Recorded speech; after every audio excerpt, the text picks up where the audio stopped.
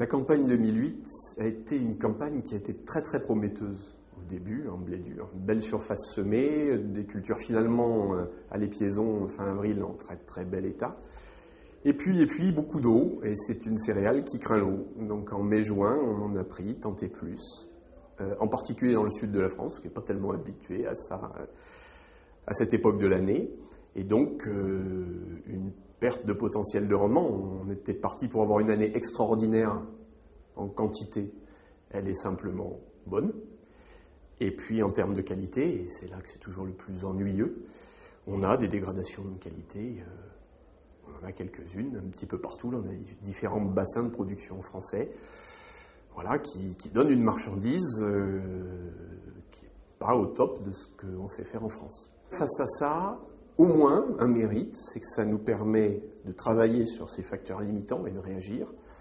Le premier, ce sont les champignons, les fusarioses qui attaquent les épis, les grains.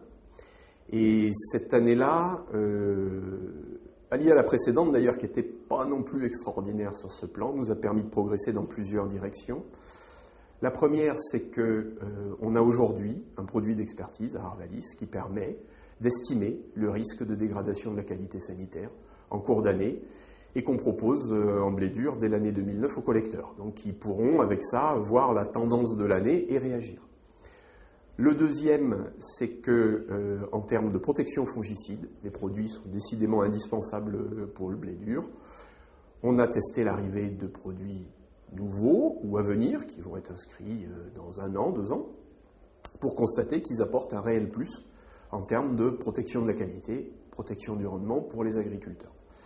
Et le troisième point, alors même si c'est un petit peu après la bataille, quand on n'a plus grand-chose à faire, il existe des tests d'évaluation de la contamination par les mycotoxines du grain, et on a vérifié cette année que ces tests étaient très pertinents et pouvaient aider un collecteur, évidemment pas à sauver sa récolte, il n'est plus temps, mais à bien la classer, à estimer la quantité touchée, à l'isoler, à alloter, et donc finalement à avoir une meilleure mise en marché grâce à ça.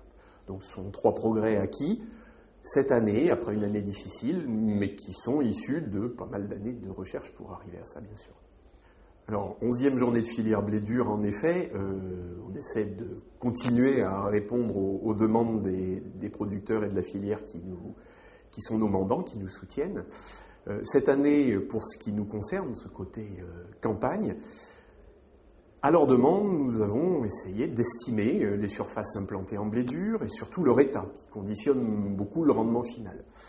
Pour constater que si en surface ça baisse un peu, en particulier dans le sud, lié à des conditions climatiques vraiment exceptionnellement difficiles pour semer, on aura surtout une baisse de production par rapport à une année standard ou moyenne, de l'ordre d'au moins 10%, probablement autour de 15%. Donc on prévoit une production de blé dur plutôt d'1,9 million de tonnes au lieu des 2,2 habituels, donc une progression un peu en retrait, liée à une implantation un peu difficile. On a subi des excès d'eau, de la neige.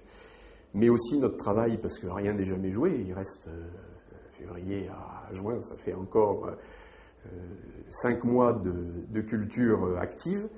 Eh bien, notre travail, ce sera d'accompagner justement ces blés durs un peu particuliers, un petit peu partis en retard, un petit peu mal partis, pour qu'ils donnent le meilleur d'eux-mêmes. Sur le plan qualité, pour l'instant, leur potentiel reste intact, comme on dit.